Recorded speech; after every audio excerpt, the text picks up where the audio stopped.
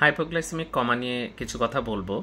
সেটা হচ্ছে যে আমাদের গ্লুকোজ কখনো কখনো খুব বেশি কমে যেতে পারে, অনেক বেশি কমে যায়, এবং এটাকে এরপরে যদি কমাতে চলে যায় সেটাকে আমরা হাইপোগ্লাইসেমিক কমা বলি।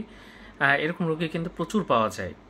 ডায়াবেটিস এখন ঘরে ঘরে, এবং অনেকে ইনসুলিন নেন, কিন্তু ইনসুলিন নেওয়ার পরপরই খেতে হয়। অনেকে সেটা ভুলে যান, বা অনেকে দেখা যাচ্ছে অতিরিক্ত এক্সারসাইজ করেন, বা অনেক সময় ওভারডোজ নেন, অনেক সময় দেখা যাচ্ছে যে অনেক বেশি ডোজে ইনসুলিন নেন, এরপরে কিন্তু গ্লুকোজ কমে গিয়ে কমাতে চলে যায়। এটাকে আমরা হাইপোগ্লাইসেমিক কমা বলি। যাক, এটা কিন্তু খুব ডেঞ্জারাস অবস্থা, এবং এই সময় সঠিক চিকিৎসা না পেলে কিন্তু বিপদ। আমরা চেষ্টা করি হচ্ছে আইভি যে আমাদের ডেক্সট্রোজ স্যালাইন আছে সেগুলো দেওয়ার জন্য, এবং এটা দ্রুত হসপিটালে বা নিকটস্থ কোনো স্বাস্থ্যকেন্দ্রে নিয়ে গিয়ে অবশ্যই এটা দিয়ে নিতে হবে যদি কমাতে চলে যায়।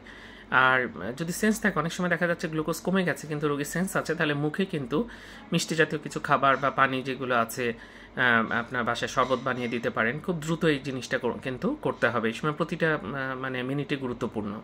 তো যাই হোক, এটা যেহেতু কমন, এই বিষয়টা ডায়াবেটিস রোগীদের ক্ষেত্রে যখন খারাপ লাগে আমাদের গ্লুকোজ কমে গেছে কিনা সেটা খুব দ্রুত দেখে নিতে হবে, এই জন্য বাসায় মেশিন রাখতে হবে। ধন্যবাদ সবাইকে।